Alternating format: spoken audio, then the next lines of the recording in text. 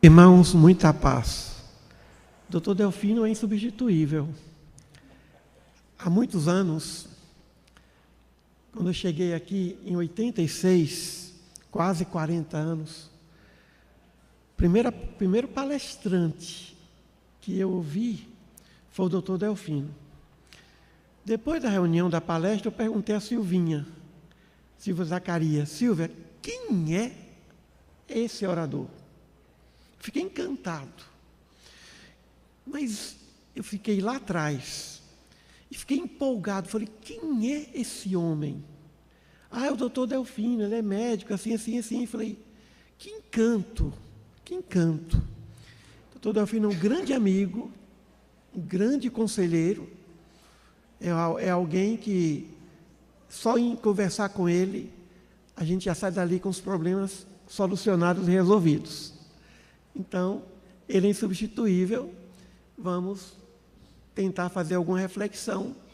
Claro que, sim, realmente, é o que eu sinto, é o que eu penso, chegar aos pés desse grande estudioso, esse grande irmão, companheiro da doutrina espírita. Um presente de Jesus para nós. Que ele se recupere o mais rápido possível, né? Muito bem. Meus irmãos, essa palestra eu organizei para sexta-feira, porque sexta-feira, a próxima sexta, é meu dia. Então, chegou na quarta, eu falei, então tem que ser na quarta.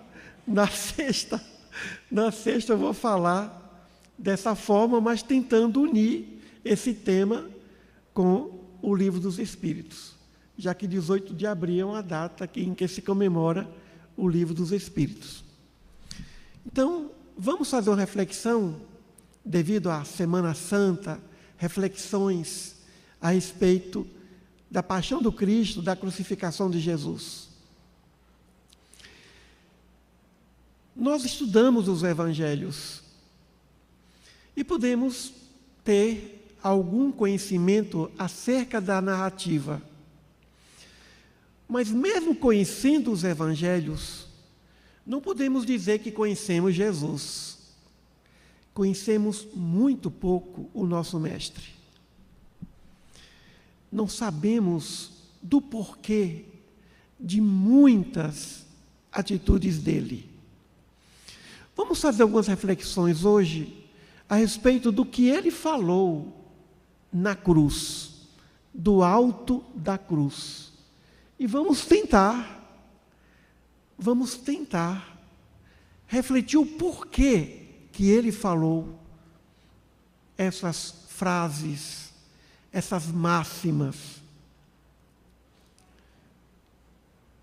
Aqui tem uma técnica. Tem que ligar. Que bom. Obrigado.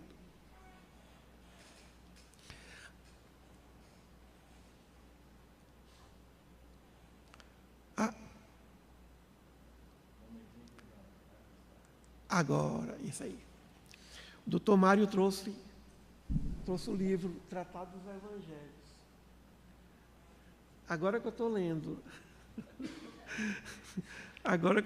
Aproveitando, né? E para mim é uma honra, doutor Mário, ler essa obra. Né? Uma grande alegria. O senhor sabe tudo do Evangelho, isso é só para relembrar. Então, Jesus foi crucificado. Já estava predito e profetizado. Os profetas messiânicos falaram a respeito do que aconteceria com ele. Na verdade, ele foi o organizador de tudo que existe na Bíblia. Desde Melquisedeque, muito antes de Abraão, Jesus sempre esteve no controle de tudo que diz respeito a essa escola sideral denominada planeta Terra. Então, nada aconteceu sem que ele não organizasse, determinasse pelas bênçãos do nosso Pai. Mesmo ele tendo o controle de tudo, ele era obediente ao Pai. diante de Pilatos, antes da crucificação, em algum momento ele dialogou com Pilatos, mas não dialogou com Herodes Antipas.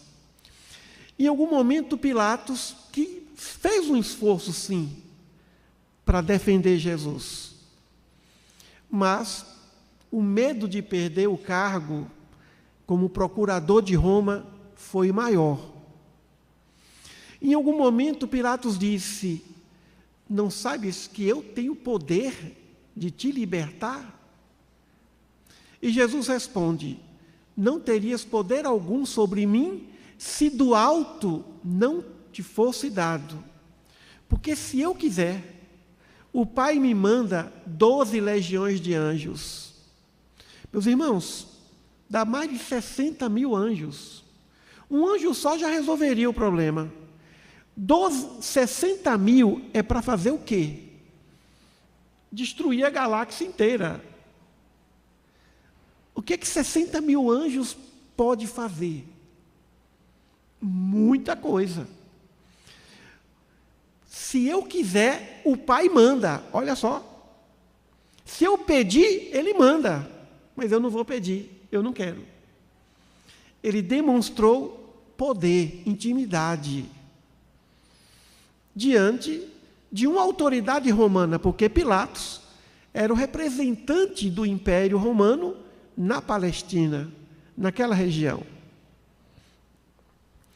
Demonstrando que todos nós estamos aqui, embora tenhamos o livre-arbítrio, mas esse livre-arbítrio é muito limitado. Nós estamos aqui quase que numa matrix. Quem manda aqui é o nosso Pai. Há muitas moradas na casa do Pai. Essa casa é do Pai. Quando nós escrevemos o Tratado dos Evangelhos, nos preocupamos com muitas coisas. Uma delas é tentar explicar o Evangelho à luz de quase todas as ciências. A história, a geografia, a medicina, a psicologia, a sociologia, a engenharia, a astronomia, quase todas as ciências estudam, esclarecem, mas a ciência espírita, a filosofia espírita e a visão que o Espiritismo tem de Jesus foi de fundamental importância para nós vermos o Evangelho com olhos de possibilidade. O que Jesus nos disse e o que Ele fez nos dá uma proximidade de que Ele realmente é o exemplo e o modelo, conforme Allan Kardec, ao interrogar aos espíritos no Livro dos Espíritos a respeito dele, e os espíritos respondem que ele é um modelo que o Pai nos confiou para que nós possamos atingir a perfeição do espírito, já que ele é um espírito puro. Mas vamos tentar. Por que ele escolheu a cruz? Por que ele que escolheu? Ele escolheu um dia nascer, lá em Belém, no ambiente dos animais. Ele escolheu a cruz. A cruz simbolizava o que existia de pior, de martírio romano. A cruz simbolizava o pior dos castigos. Mas mesmo assim, por onde o amor passa, marca. Um dia o amor foi crucificado.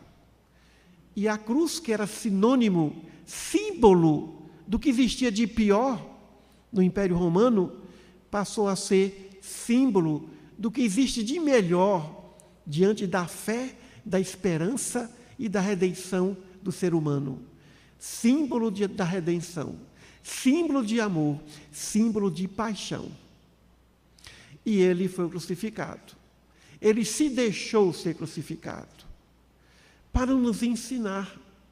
E muitos interpretam a cruz como um símbolo de verticalidade e de horizontalidade. A horizontalidade significa ação, construção, evolução do espírito. e de braços abertos, o Espírito deve abraçar a sua missão. E na sua verticalidade, não perder o foco, a concentração da razão de ser de estarmos aqui. A mente à frente, preocupada com a evolução intelectual e moral do espírito. Como dizia Kardec, o que é evolução moral? É a evolução pelo amor. Evolução moral significa estrutura de amor. E o que é evolução intelectual? Compreensão diante do fenômeno. Compreender significa evoluir pela intelectualidade. Amar significa evoluir pelo amor. Ou melhor, a evolução moral significa evoluir pelo amor.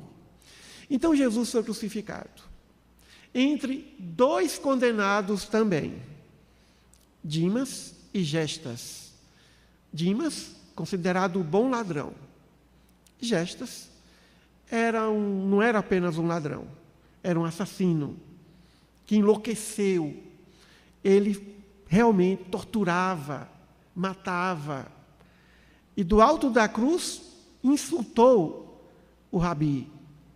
E aí surge verdadeiramente a única defesa que Jesus teve do bom ladrão, do Dimas, pedindo para que Gestas se cale, porque ele estava ali porque merecia, mas aquele homem que estava ao lado dele não merecia estar ali.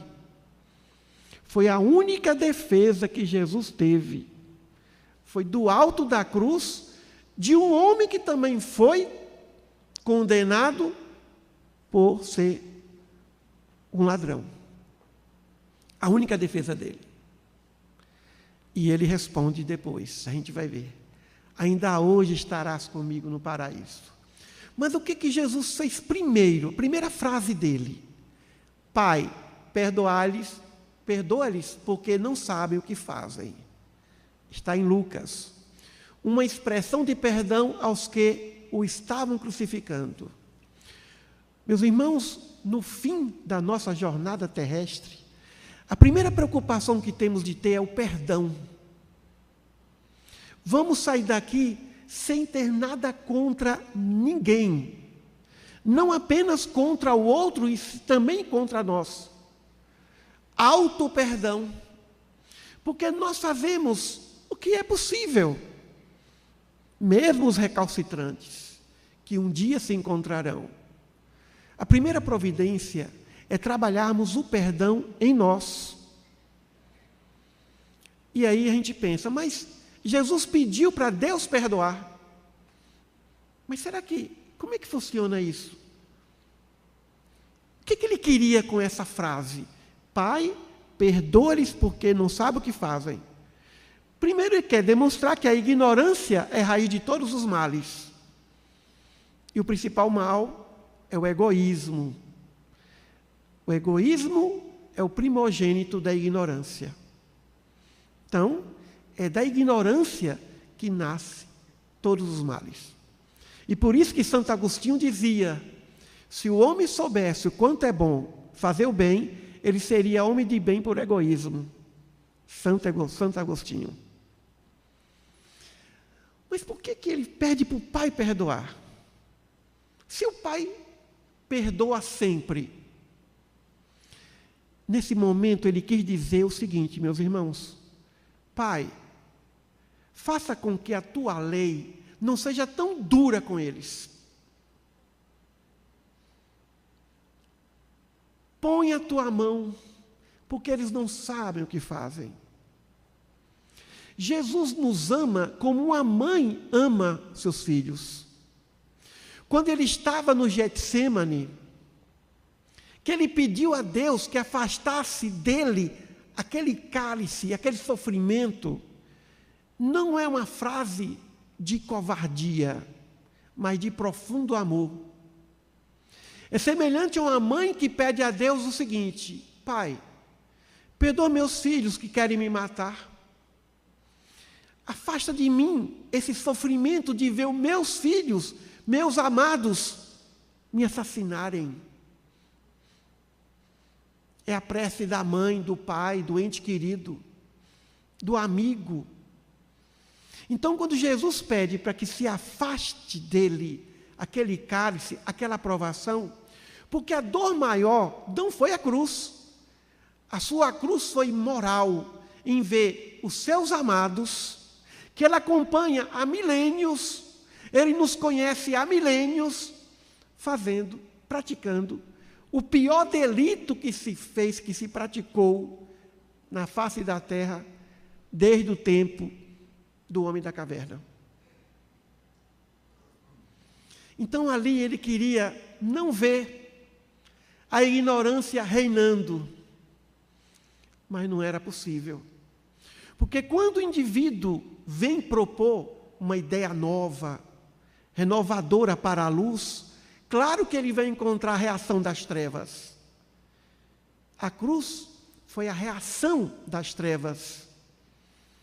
A reação contra a luz, a sabedoria, o conhecimento, a liberdade, a fraternidade, a proposta de redenção do Espírito. Então, quando ele diz ao Pai que nos perdoe, é que ele quer dizer: Pai, ameniza a tua lei, porque a lei divina não é condescendente com a injustiça. A lei divina é amorosa, mas ela é justa. E não saireis dali enquanto não pagares o último ceitio.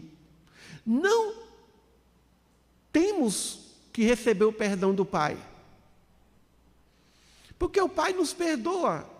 O que devemos ao Pai nunca vamos pagar, é uma dívida impagável.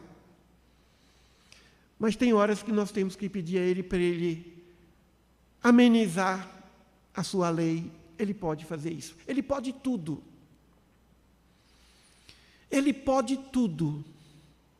Para Deus, nada é impossível. No entanto, assim como Ele respeita o nosso livre-arbítrio, Ele também respeita as leis de evolução que Ele as criou para a redenção, para a felicidade, para o aperfeiçoamento, para a redenção, para a grande e suprema alegria do Espírito. Então, muitas vezes, nós oramos por pessoas que sofrem e nós temos que pedir a Deus: Senhor, alivia o peso da tua lei. Alivia o peso da tua lei, porque a mão da lei é pesada. A mão da lei não é fácil. Não tem punição maior do que o retorno da lei divina. Jesus não conseguiu demover a lei da decapitação de João Batista, que foi o maior dos profetas, porque devia a lei. Como Elias, ele foi o causador da morte de muitos sacerdotes do deus pagão Baal. Então, nem mesmo o maior de todos, dentre os nascidos de mulher, se viu isento da ação da lei divina. Nem Jesus impediu que a lei divina agisse sobre o maior dos profetas, Elias, reencarnado como João Batista. Então, como a lei divina é séria, como vem um retorno, como temos que realmente, é semelhante à lei da gravidade. Quando estamos diante de um precipício, não dá medo da altura? Não sentimos o peso da altura? Deveríamos também sentir medo de ferir as leis de Deus, porque elas são muito corretas, elas são exigentes, elas querem a perfeição. Então, Jesus pede ao Pai que não seja que amenize a dureza da lei, da justiça, através do seu amor, já que pelo amor Deus pode tudo, mas não vai derrogar suas leis. Então, ele não pede que o pai perdoe, ele pede que o pai amenize o peso da sua lei. Esse é o sentido. Aí vem ele com Dimas.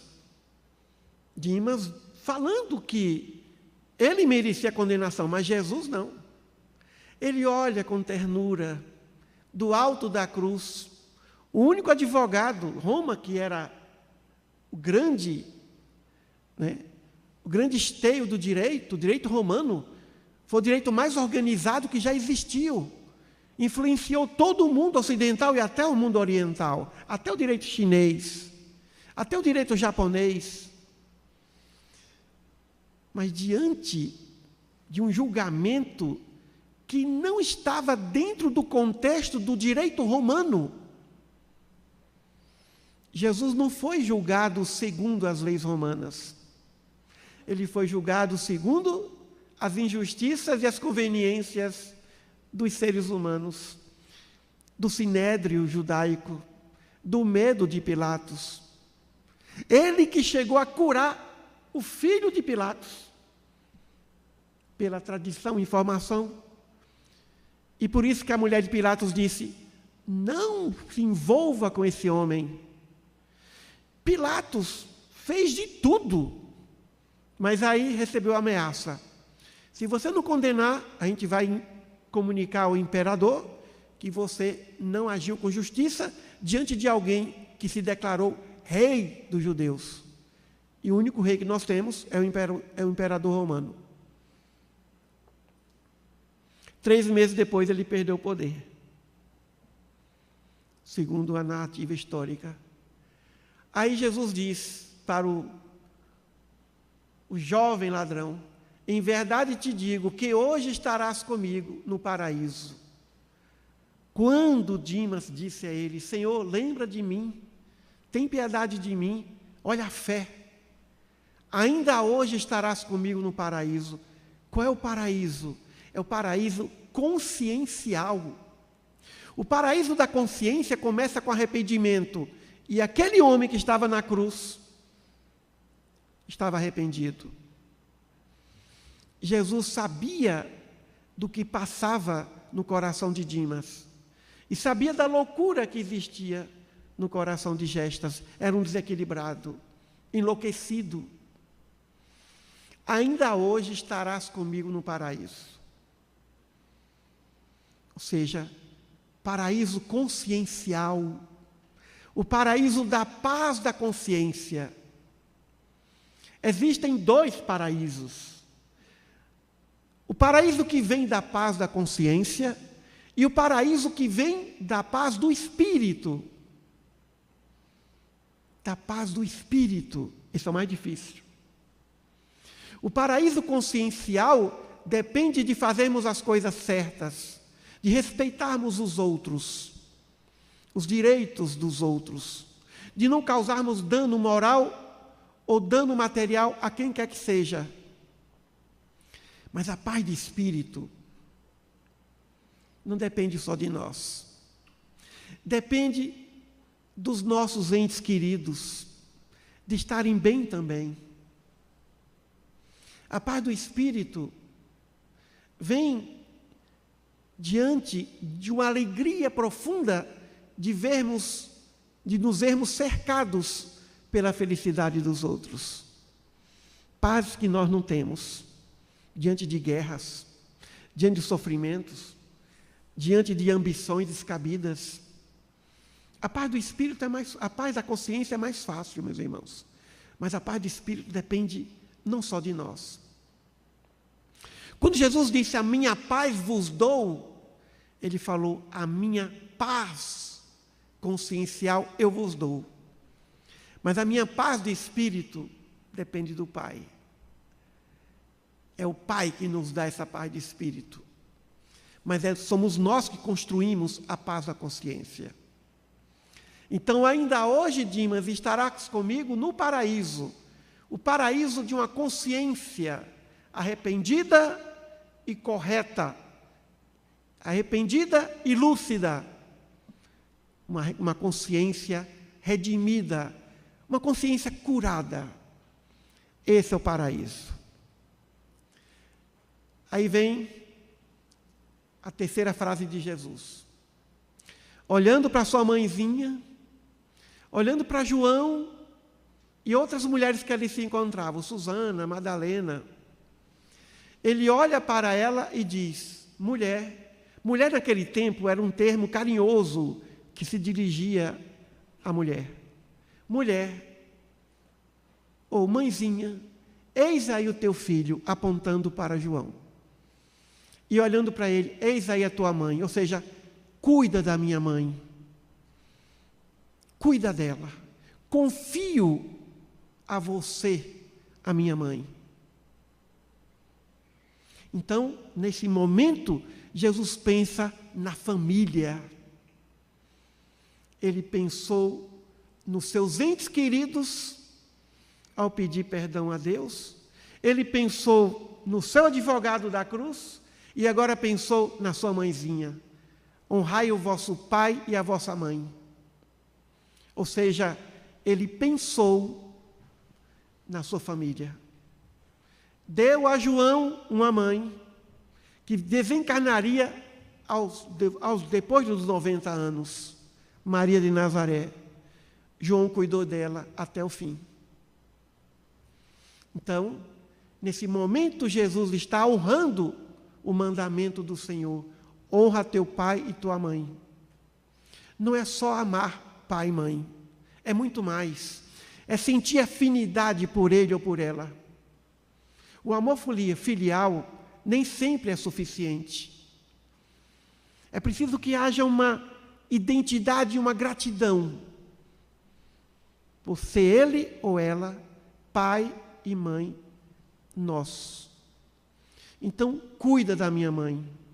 Do alto da cruz, ele se preocupou com a família, com a sua mãezinha. Depois, vem o quarto momento. A quarta frase dele na cruz. Eli, Eli, sabachthani. Deus meu, por que me abandonaste? É o início do Salmo 22 de Davi. É o início do Salmo 22 de Davi. É um salmo profético que Davi narra o que aconteceria com Messias. Ele seria crucificado, suas roupas seriam vendidas. O salmo é a descrição do que aconteceu com Jesus no alto da cruz. E nesse momento ele lembra o Salmo 22 para dizer a todos: o que eu estou passando já foi predito no Salmo 22. Por isso que ele disse, porque é o início do Salmo 22. Quando os irmãos chegarem em casa, peguem o Salmo 22. O 23 todo mundo conhece, mas o 22. O 22 descreve o que Jesus passaria na cruz. Na cruz. Não é antes da cruz, é na cruz. É o salmo que diz o que o Messias passaria ao ser crucificado. Ele sentiu sede, deram a ele o quê? Fel. Ele não quis tomar.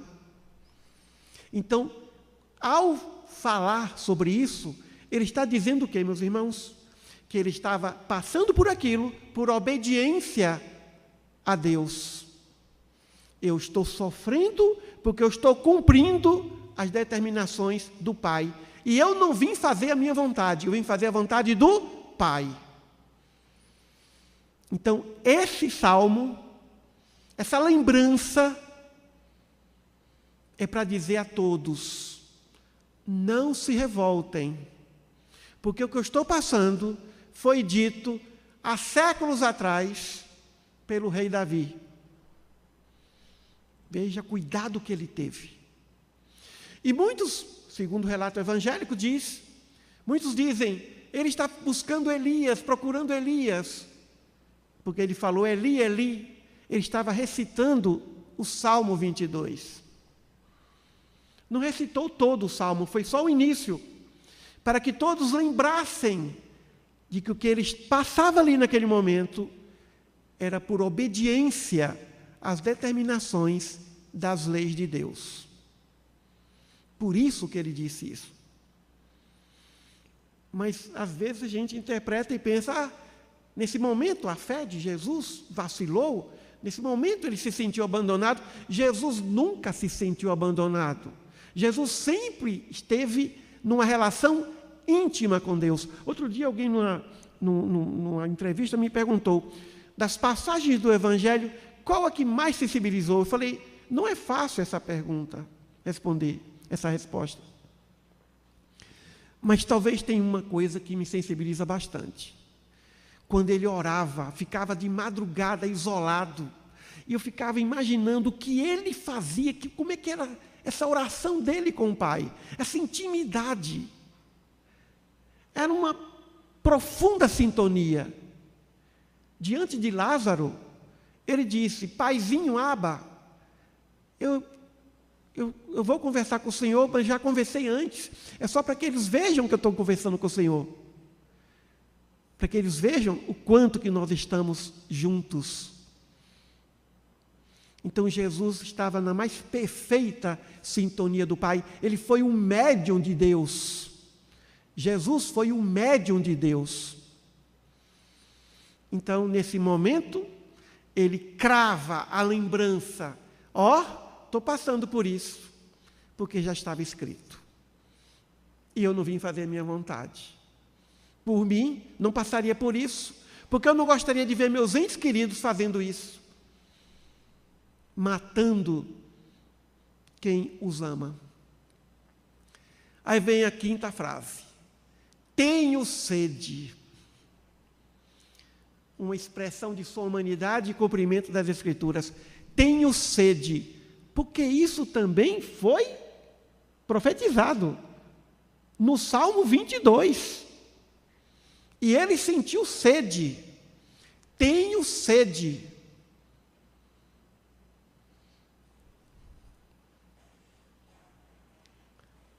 Ele queria água? Não. O que ele queria? Ele queria confirmar a profecia que veio, do Salmo 22. Ele queria confirmar a profecia. Deram a ele fel, ele provou e não quis. Tenho sede.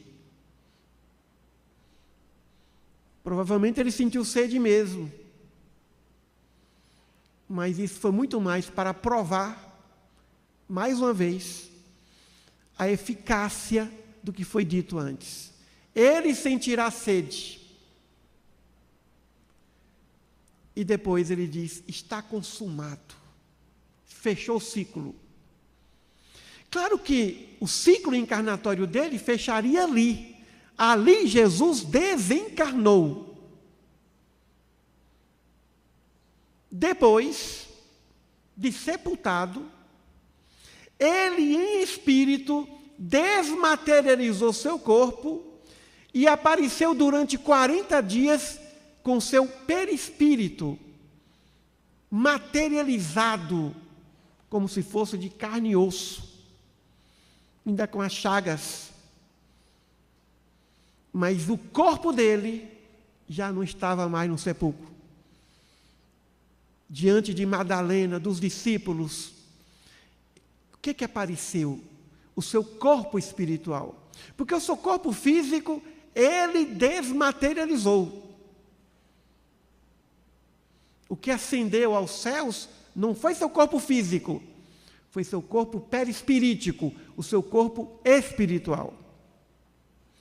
Quando ele fala, está consumado, ele diz, agora eu cumpri a minha missão. Que beleza, que privilégio, quando nós desencarnamos com a consciência do dever cumprido.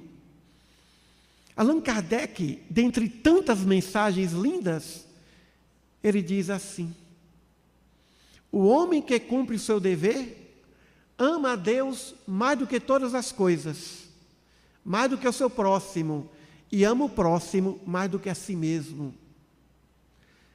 Está consumado. Tudo que foi predito foi cumprido. Eu fiz tudo o que eu devia ter feito. Não faltou nada. Olha que consciência. Fechou. Acabou. Daqui para frente a ressurreição, ou seja, o reaparecimento do Cristo num outro corpo, tanto que ele muitas vezes aparecia e o pessoal não reconhecia, né? Como no caso dos discípulos de Emaús. Não reconheceram Jesus, porque ele estava numa outra roupagem espiritual. Está consumado. Meus irmãos, precisamos trabalhar dia a dia para chegarmos a esse dia. Às vezes nós cumprimos nossas missões bem antes do desencarne, doutor Mário.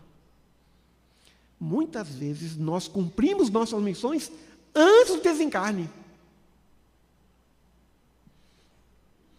Todo mundo conhece aqui pessoas que já cumpriram suas missões, mas ainda alcançam os 90 anos e lá vai. Não foi o caso de Moisés, que a missão dele começou aos 80, né? Mas muitas vezes nós cumprimos nossas missões muito cedo. O jornalista me perguntou, o que você ganhou? Pergunta assim mesmo. Está no meu Instagram. Está lá no YouTube. O que você ganhou escrevendo esse livro? Eu falei, minha encarnação. Ele pensou que eu fosse dizer, não, eu aprendi muito. Não. O que você ganhou escrevendo esse livro? Eu falei, ganhei minha encarnação. Mas o que eu poderia ter dito mais a ele? O que eu fizer daqui para frente é lucro. Estou devidamente satisfeito com essa obra. Ganhei minha encarnação, eu vim para isso. Quase que dizendo, posso ir, voltar para casa. Já cumpri minha missão. Eu tenho essa consciência. Eu sou um exemplo de alguém que já cumpriu, que veio fazer. Talvez tenha que escrever algum livro, acho que não. Mas se estamos aqui ainda é porque o Pai quer que divulguemos pelo menos o livro, que pratiquemos o que está no livro, mas eu tenho consciência que eu ganhei a minha encarnação ao fazer esse trabalho. E quando você diz isso, ganhou a sua encarnação, você está dizendo, estou preparado para voltar a qualquer momento, sem pendências.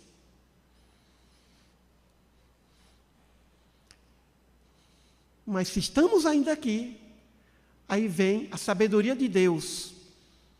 Você cumpriu, mas talvez precise de mais alguns reparos. Você fez o que deveria ter feito. Agora você tem que fazer uma outra coisa. Escrever você, o seu próprio livro. Existem livros visíveis e livros invisíveis. Nós também somos autores de livros invisíveis. E o melhor livro que podemos escrever na Terra é o que nós vamos fazer em relação a nós mesmos. O livro da alma, o livro do Espírito. Nós somos os livros de Deus. E Ele quer que nós escrevamos em nós a sua vontade. Então Jesus cumpriu fielmente a sua vontade, a vontade do Pai. E disse, está consumado. Aí depois, uma maravilha. Pai, nas tuas mãos eu entrego o meu espírito.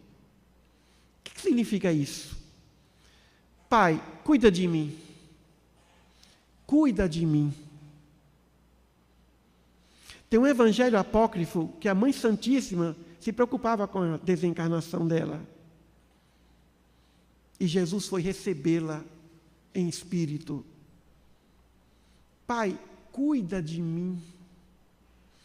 Mesmo sendo um espírito puro, mesmo tendo uma intimidade com Deus, ali naquele momento ele se comporta como filho dele. Pai, cuida de mim.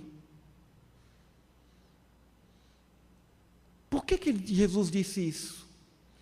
para servir de exemplo para nós. Porque nós não nos pertencemos a nós mesmos.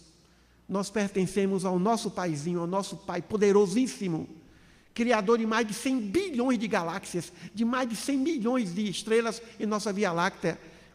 Eu acredito que a astronomia é a ciência humana que mais nos aproxima de Deus. Pai, cuida de mim.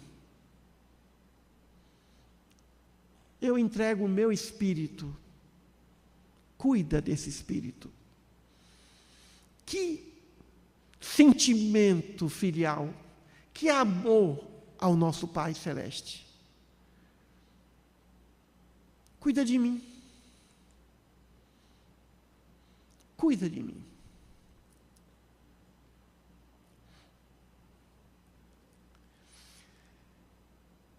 Então, meus irmãos, Jesus disse essas 7 frases no alto da cruz, no momento mais difícil da sua vida terrena.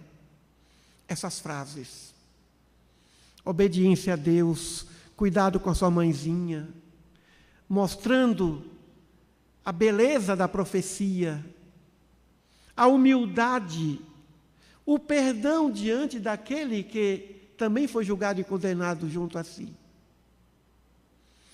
Então, vamos refletir sobre esses 7 mandamentos de Jesus no alto da cruz. E na sexta-feira vamos tentar unir isso ao Livro dos Espíritos. Como é que o Livro dos Espíritos explica essas frases de Jesus? Unindo o 18 de abril com a sexta-feira da Paixão, que nós comemoramos aqui.